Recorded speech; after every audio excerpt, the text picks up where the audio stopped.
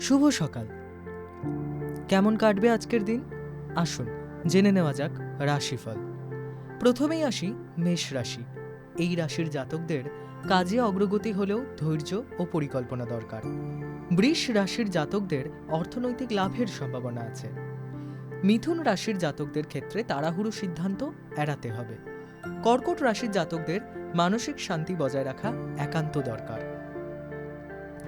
সিংহ রাশির জাতকদের আত্মবিশ্বাস বাড়বে, সাফল্যের সুযোগও আসবে।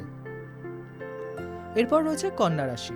এই রাশির জাতকরা কাজের ক্ষেত্রে স্বীকৃতি পেতে পারেন, তবে কোনো সিদ্ধান্ত নেওয়ার সময় সতর্ক থাকতে হবে।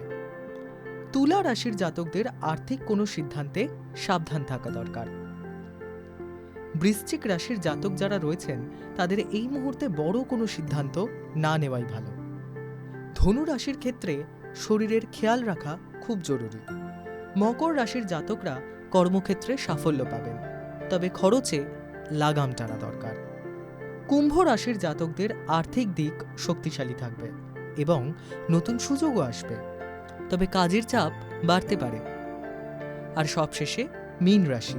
মীন রাশির জাতকদের নতুন আইডিয়া কর্মক্ষেত্রে সাফল্য এনে দেবে, তবে স্বাস্থ্য ও শৃঙ্খলার দিকে মন দিতে হবে। জি 24 ঘন্টা ডিজিটাল।